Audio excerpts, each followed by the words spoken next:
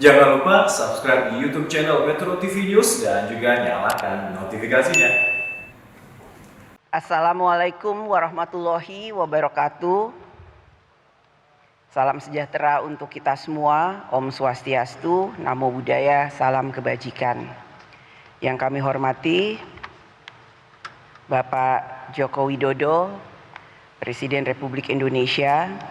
Yang saya hormati Bapak Kiai Ma'ruf Amin, Kiai Haji Ma'ruf Amin, Bapak Wakil Presiden. Yang saya hormati Ketua, Wakil Ketua dan para anggota MPR RI. Yang saya hormati Wakil Ketua dan para anggota DPD RI. Yang saya hormati Ketua, Wakil Ketua dan para anggota DPR RI. Yang saya hormati Ketua dan Wakil Ketua pimpinan lembaga-lembaga negara. Yang saya hormati Ibu Hajah Megawati Soekarno Putri, Presiden Republik Indonesia kelima. Yang saya hormati Bapak Susilo Bambang Yudhoyono, Presiden Republik Indonesia keenam. Yang saya hormati Bapak Hamzahas. Yang saya hormati Bapak Yusuf Kala. Yang saya hormati Bapak Budiono. Yang saya hormati Yang Mulia Duta Besar Negara Sahabat dan Perwakilan Organisasi Internasional. Yang saya hormati para Menteri Kabinet Indonesia Maju. Yang saya hormati Panglima TNI dan Kapolri. Yang saya hormati para Ketua Umum Partai Politik dan para undangan dan hadirin yang kami muliakan, baik yang hadir secara fisik maupun virtual.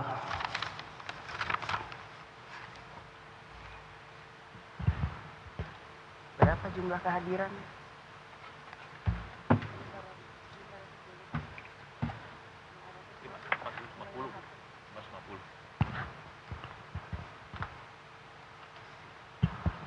Berdasarkan catatan Sekretariat Jenderal DPR RI, telah hadir secara fisik dan virtual sebanyak 550 orang terdiri dari seluruh unsur fraksi DPR RI, maka quorum telah tercapai.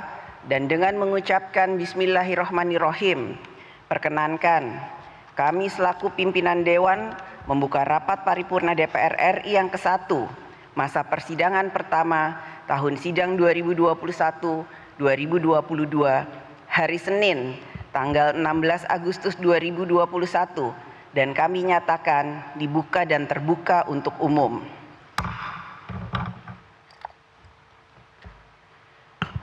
Pandemi COVID-19 yang sudah berjalan hampir 1,5 tahun ini telah mengubah tatanan kehidupan baik sosial maupun ekonomi di Indonesia. Bahkan di seluruh dunia tanpa kita ketahui kapan pandemi ini akan berakhir. Sehingga sejalan dengan keputusan pemerintah yang meminta agar kita semua melaksanakan pemberlakuan pembatasan kegiatan masyarakat atau PPKM. Oleh karena itu, rapat paripurna hari ini kita laksanakan dengan prosedur kesehatan yang sangat ketat, sehingga rapat paripurna hari ini hanya dihadiri secara fisik oleh ketua lembaga negara, ketua fraksi dari MPR, DPR, perwakilan subwilayah dari DPD, yang semuanya menjadi perwakilan dari anggota masing-masing, dan perwakilan Kementerian Kabinet Indonesia Maju, serta Panglima TNI dan Kapolri. Adapun undangan lainnya hadir secara virtual. Namun, kehadiran para undangan secara virtual tidak mengurangi keabsahan dan kehikmatan pada rapat paripurna hari ini. Saudara Presiden dan Saudara Wakil Presiden sidang Dewan yang terhormat. Puji syukur kehadirat Allah Subhanahu wa Ta'ala, Tuhan yang Maha Esa, atas segala rahmat dan karunia-Nya, sehingga pada hari ini kita dapat hadir dalam rapat paripurna DPR RI dalam rangka pembukaan masa persidangan pertama tahun sidang 2021-2022. Kepada yang terhormat Bapak Ibu anggota Dewan Perwakilan Rakyat Republik Indonesia, atas nama pimpinan kami mengucapkan selamat datang kembali ke ruang sidang DPR RI untuk menjalankan tugas konstitusional.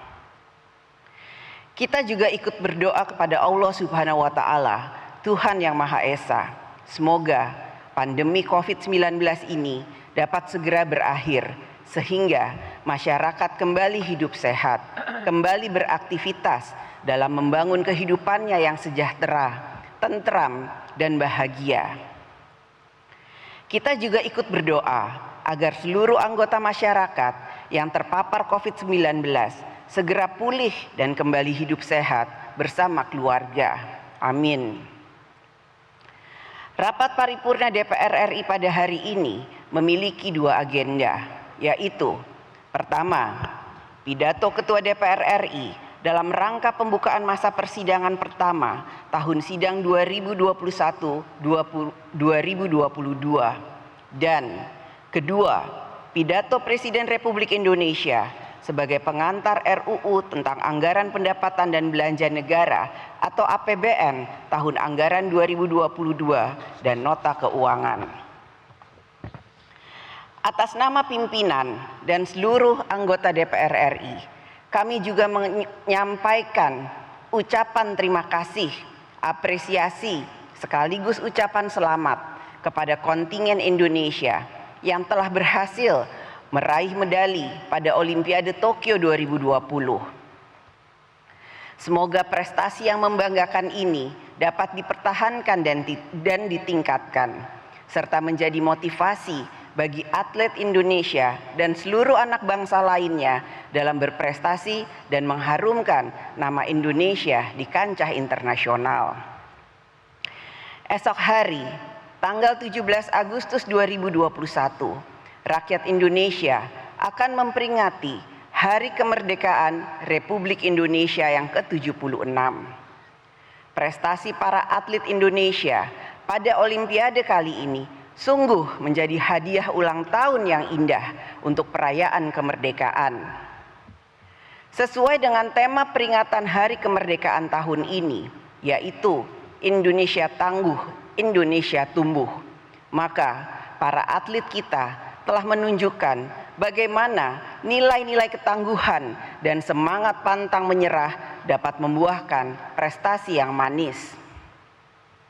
Saya yakin apabila seluruh anak bangsa dan komponen bangsa bersatu, maka kita akan menjadi kekuatan Indonesia yang tangguh dalam mewujudkan tujuan bernegara maupun dalam menghadapi berbagai tantangan bangsa dan negara.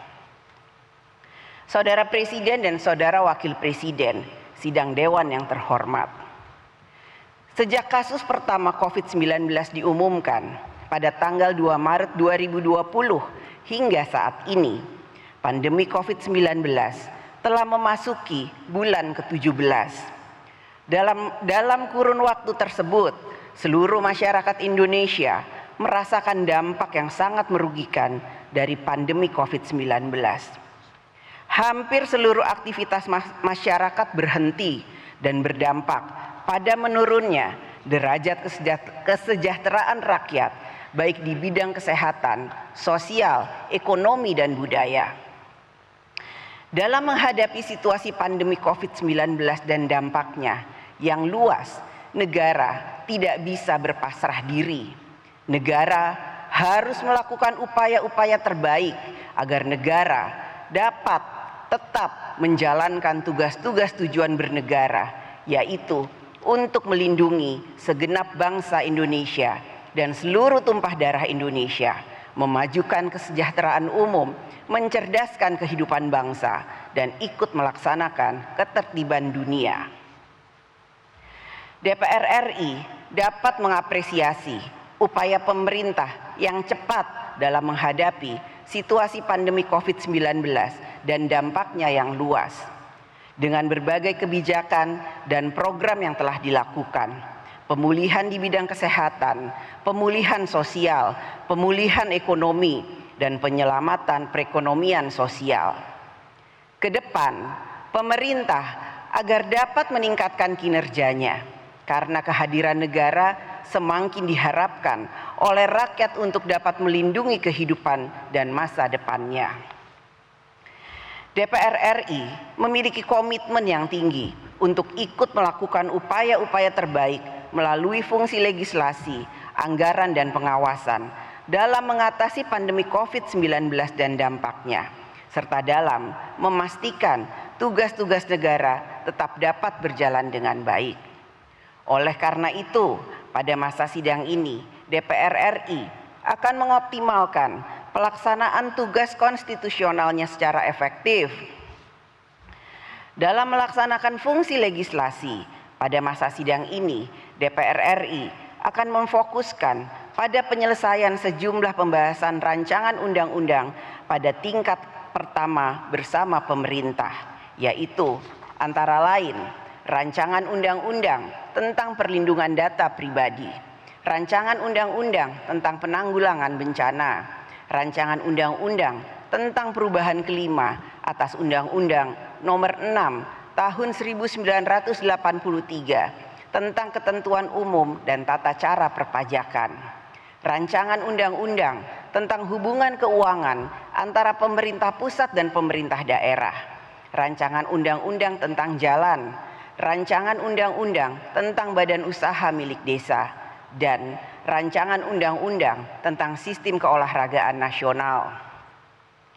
Selain itu, DPR RI bersama pemerintah akan mempersiapkan pembahasan rancangan undang-undang lainnya yang telah menjadi komitmen bersama DPR RI dan pemerintah di dalam program legislasi nasional atau Prolegnas prioritas tahun 2021. Capaian dalam pembentukan undang-undang yang telah ditetapkan dalam Prolegnas akan menjadi perhatian masyarakat dan bahkan menjadi penilaian atas kinerja DPR RI. Pembentukan undang-undang merupakan pekerjaan kolektif yang ditempuh melalui pembahasan bersama antara DPR RI dan pemerintah. Kinerja pembentukan undang-undang merupakan kinerja bersama antara DPR RI dan pemerintah.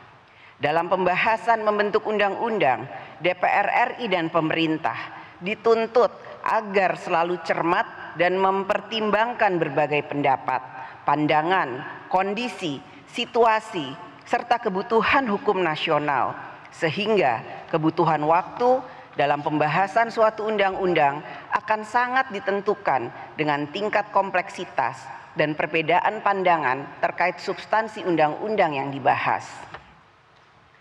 Kinerja program legislasi nasional merupakan pekerjaan kolektif antara DPR RI dan pemerintah. Oleh karena itu, agar menjadi perhatian bersama antara DPR RI dan pemerintah dalam mencapai target Prolegnas, DPR RI memiliki komitmen yang tinggi dalam menuntaskan Prolegnas untuk memenuhi kebutuhan hukum nasional dan dalam mendukung penyelenggaraan negara. Dalam pelaksanaan fungsi pengawasan, DPR RI melalui alat kelengkapan Dewan akan melakukan rapat-rapat bersama dengan mitra kerja maupun panitia kerja dalam kerangka menjalankan prinsip checks and balances terhadap pemerintahan. Pengawasan DPR RI masih akan fokus pada penanganan pandemi COVID-19 dan dampaknya. DPR RI akan memastikan bahwa negara hadir untuk memberikan perlindungan kepada rakyat dalam menghadapi pandemi COVID-19. Hal-hal yang menjadi perhatian antara lain adalah sebagai berikut. Pertama, penanganan di bidang kesehatan. Pemerintah agar melakukan percepatan vaksinasi secara merata di seluruh wilayah tanah air, meningkatkan testing, tracing, dan treatment, mengoptimalkan pelaksanaan kebijakan PPKM untuk dapat mengurangi penyebaran pandemi COVID-19, pengawasan pemerintah terhadap kedatangan warga negara asing atau WNA di saat PPKM. Kedua, penanganan dampak pandemi COVID-19. Pemerintah agar mengantisipasi masyarakat yang terkena dampak penurunan kesejahteraan, berkurangnya pendapatan dan daya beli, PHK, dan dampak ekonomi lainnya. Penanganan pemerintah terhadap anak yatim piatu yang disebabkan oleh pandemi COVID-19, program dan penyaluran bansos agar dilakukan secara tepat waktu, tepat guna, dan tepat sasaran. Ketiga, pelayanan publik pada masa pandemi COVID-19. Pemerintah agar tetap menjalankan pelayanan publik yang optimal bagi rakyat. Pelayanan rumah sakit untuk masyarakat yang berobat bukan karena COVID-19. Pendidikan, transportasi, perizinan, sertifikasi, dan lain sebagainya agar tetap dapat berjalan dengan memperhatikan protokol kesehatan. Keempat, sinergi pemerintah pusat dengan pemerintah daerah. DPR RI ikut memberikan perhatian pada sinergi antara pemerintah pusat dan daerah dalam mengimplementasikan anggaran dan program penanganan pandemi COVID-19. Diperlukan pola kerjasama yang efektif antara pemerintah pusat dan pemerintah daerah sehingga rakyat dapat memperoleh manfaat yang sebesar-besarnya. Pemerintah dalam melaksanakan kebijakan pengendalian COVID-19 agar disertai dengan aturan yang jelas, berkesinambungan, disosialisasikan dengan baik, serta dilaksanakan secara disiplin. Pemerintah dalam menyampaikan hal-hal tersebut agar terkoordinasi dengan baik, bersinergi satu dengan lainnya, serta satu suara dalam melaksanakannya, sehingga tidak menimbulkan kebingungan di masyarakat. Komitmen pelaksanaan protokol kesehatan secara disiplin agar dapat dipraktekkan dan diperlihatkan oleh seluruh lembaga pemerintahan sehingga dapat menjadi panutan bagi seluruh masyarakat. Kami, DPR RI, dapat memahami bahwa kebijakan yang diambil pemerintah adalah respon cepat terhadap perkembangan pandemi COVID-19 dan pemerintah juga dihadapkan pada penyelesaian kesulitan hidup masyarakat yang semakin tertekan karena pandemi. Oleh karena itulah, DPR RI akan selalu mendukung upaya terbaik pemerintah dalam menyelamatkan kehidupan rakyat Indonesia menghadapi pandemi COVID-19. Selain mengenai penanganan pandemi COVID-19, fungsi pengawasan DPR RI pada masa sidang ini juga akan diarahkan pada 1. Strategi dan kebijakan pertahanan negara tahun 2020-2024. 2. Konsep dan desain penyelenggara pemilu serentak tahun 2024 dan pemilihan gubernur dan wakil gubernur, bupati dan wakil bupati, wali kota dan wakil wali kota serentak tahun 2022. 3. Pengawasan terhadap izin tinggal dan pergerakan orang asing di Indonesia dalam mencegah penyebaran COVID-19. 4. Pengawasan ketersediaan pangan dan stabilisasi harga pangan. 5. Pengawasan terhadap penggunaan dana desa. 6. Pengawasan pelaksanaan keuangan negara dalam rangka pelaksana kebijakan pemerintah. 7. Pengawasan tata kelola obat dan tata kelola alat kesehatan. 8. Pengawasan dan pendampingan distribusi bantuan sosial agar lebih tepat guna dan tepat sasaran. 9. Pengawasan terhadap program 1 juta guru PPPK pada tahun 2021 agar permasalahan kekurangan dan pemerataan guru di setiap jenjang dapat terselesaikan. 10. Kinerja pelaksanaan kebijakan moneter dan kebijakan sektor jasa keuangan dalam program pemulihan ekonomi nasional. DPR RI juga memberikan perhatian atas tugas TNI dan Polri di masa pandemi COVID-19 dalam menjaga keamanan nasional dan ketertiban masyarakat selama menjalankan protokol kesehatan maupun pemberlakuan pembatasan kegiatan masyarakat atau PPKM. Menjadi harapan kita semua agar setiap personil TNI dan Polri dapat menampilkan sosok aparat negara yang humanis dalam melindungi, mengayomi, memberikan rasa aman bagi rakyat dan menjadi kekuatan dalam menjaga persatuan dan kesatuan seluruh anak bangsa di dalam negara kesatuan Republik Indonesia. Dalam rangka peringatan Hari Anak Nasional 2021, DPR RI memandang penting untuk memberikan perhatian pada tumbuh dan berkembangnya anak di masa pandemi COVID-19 saat ini. Pembatasan kegiatan dan sosial selama situasi pandemi COVID-19 ini telah berdampak langsung terhadap sosialisasi anak-anak kita. Oleh karena itu, pada Hari Anak Nasional tahun 2021 ini dapat menjadi momentum bagi kita semua, khususnya pemerintah, agar melalui kebijakan dan program kementerian lembaga dapat mengantisipasi kebutuhan perkembangan anak, mulai dari PAUD sampai dengan sekolah dasar dan menengah di situasi pandemi COVID-19. Peran diplomasi DPR RI pada masa sidang ini akan diarahkan pada upaya untuk membangun sinergi dan kolaborasi global untuk bersama-sama menghadapi pandemi COVID-19 dan memitigasi krisis global yang berpotensi terjadi.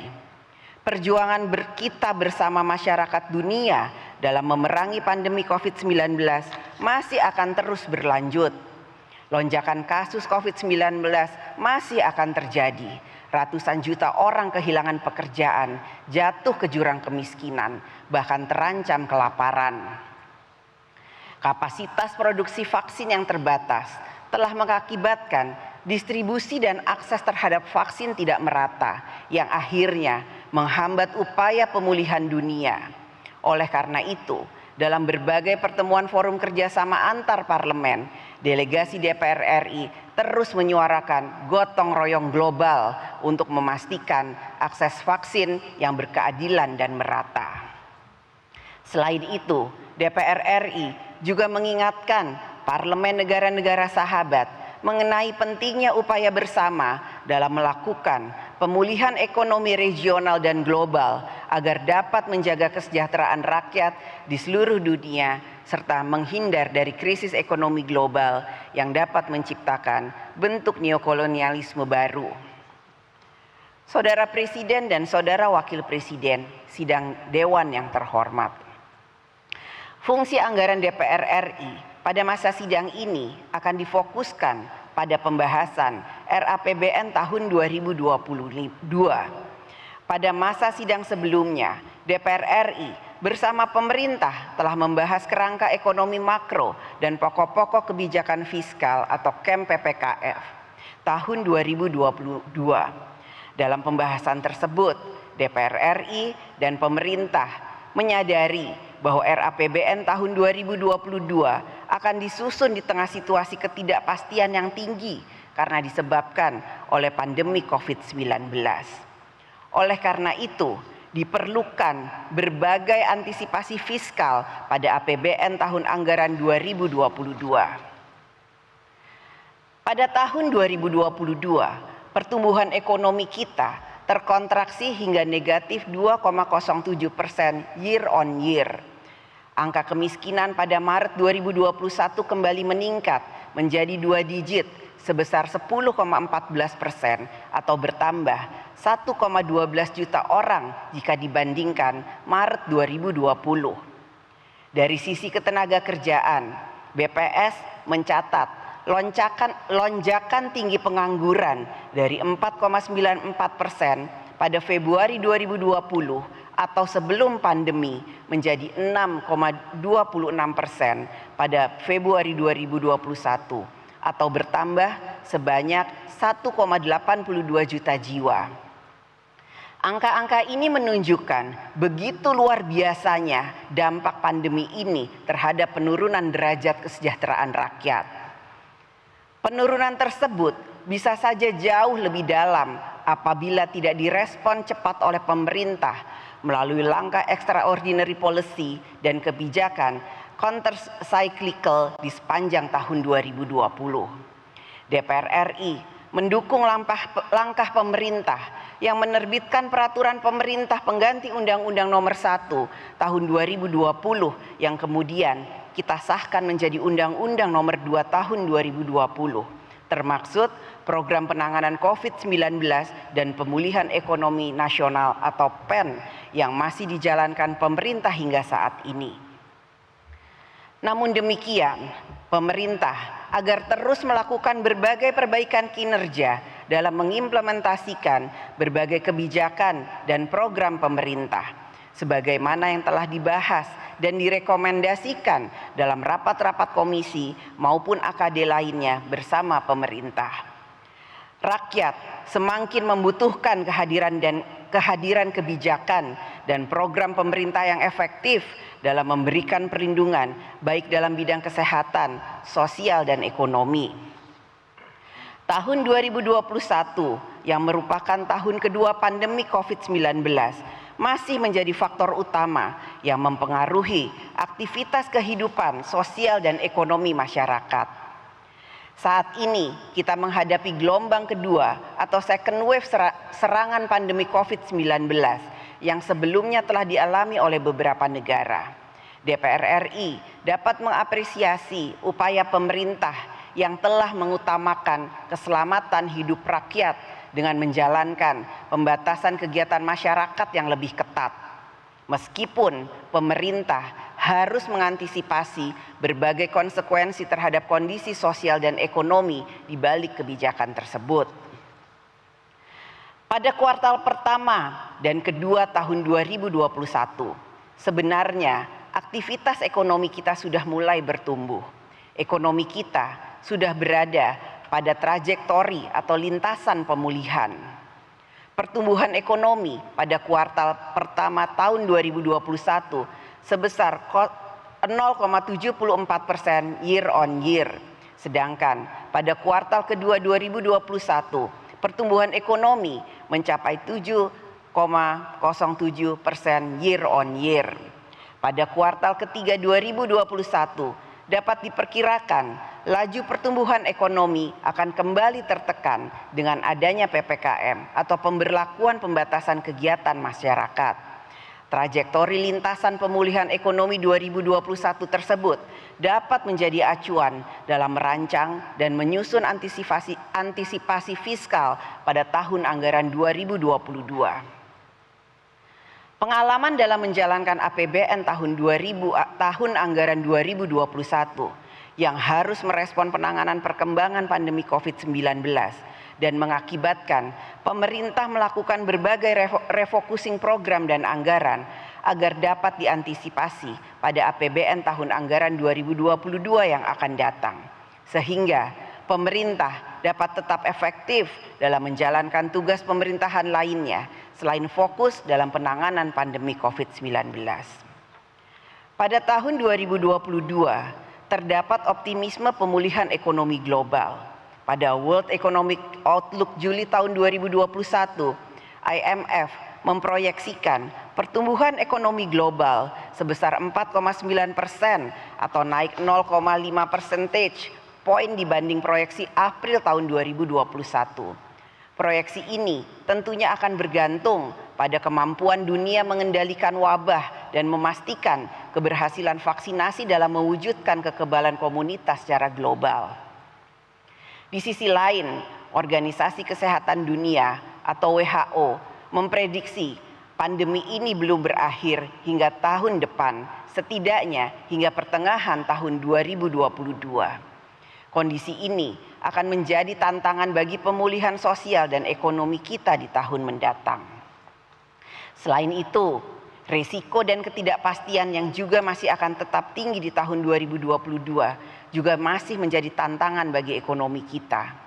Di antaranya adalah risiko kecepatan pemulihan yang tidak merata antar negara akibat perbedaan situasi pandemi COVID-19, kecepatan vaksinasi, dan dukungan stimulus ekonomi.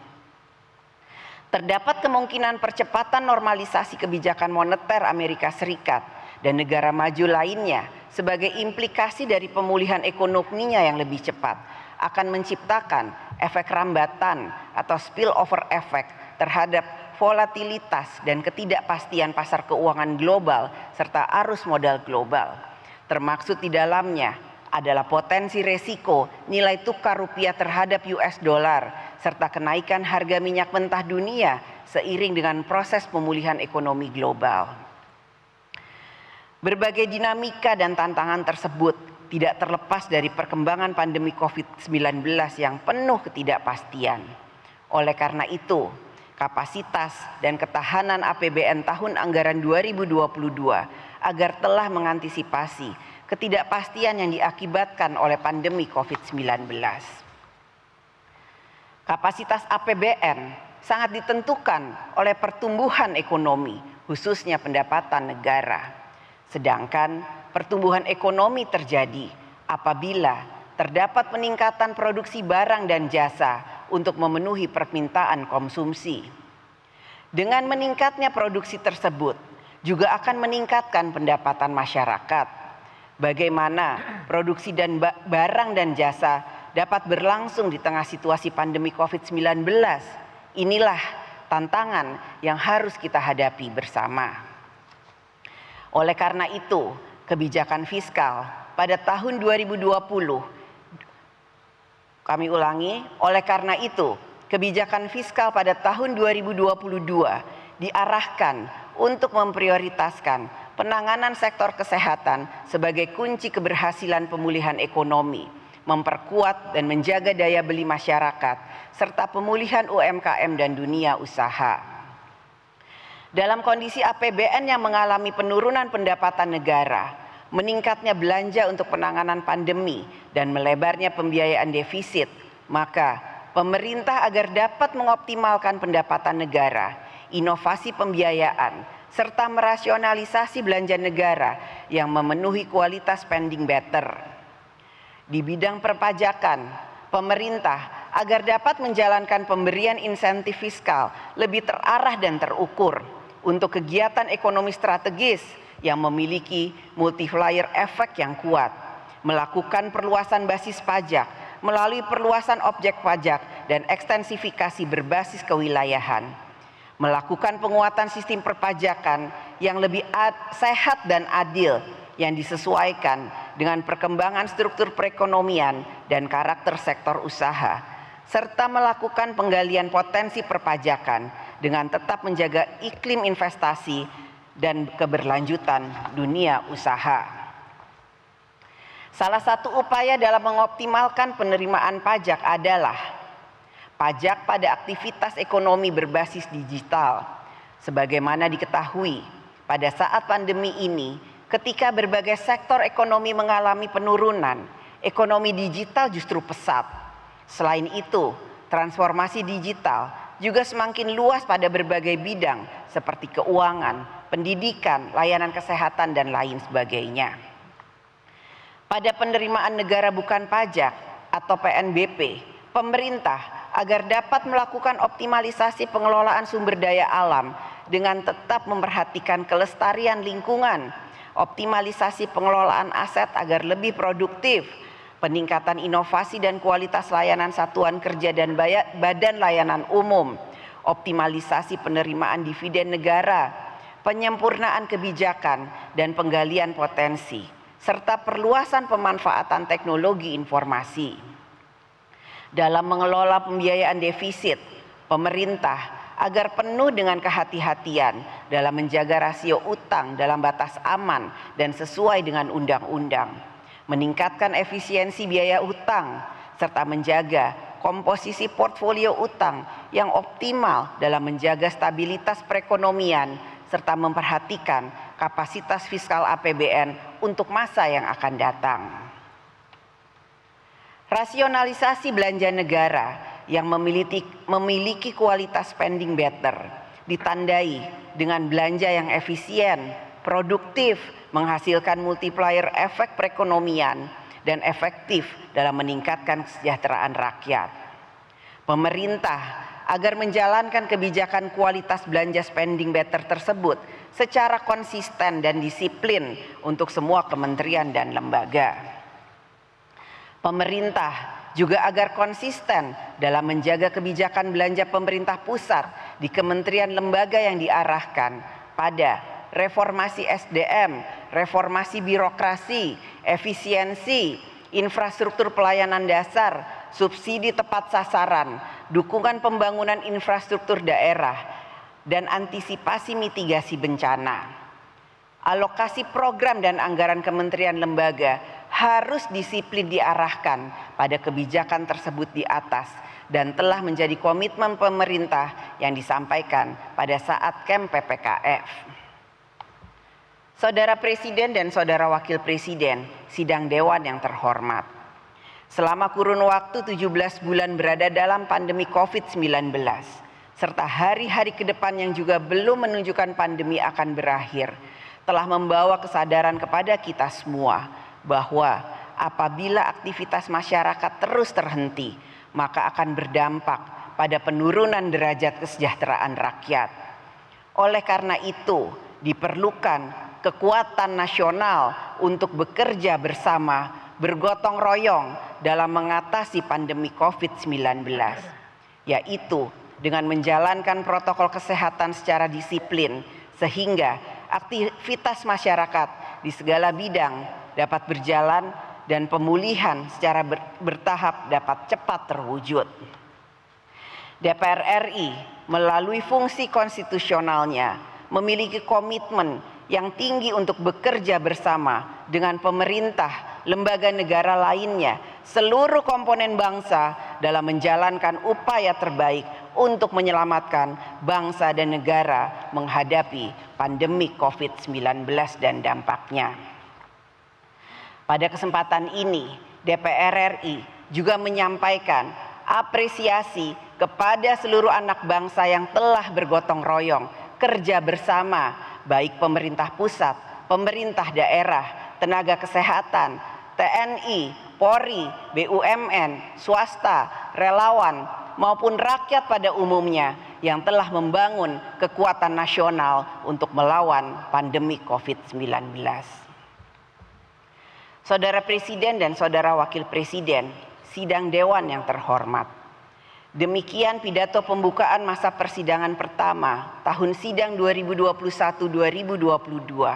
Selanjutnya, marilah kita mendengarkan pidato kenegaraan Presiden Republik Indonesia dalam rangka pengantar rancangan undang-undang tentang anggaran pendapatan dan belanja negara tahun anggaran 2022 beserta nota keuangan.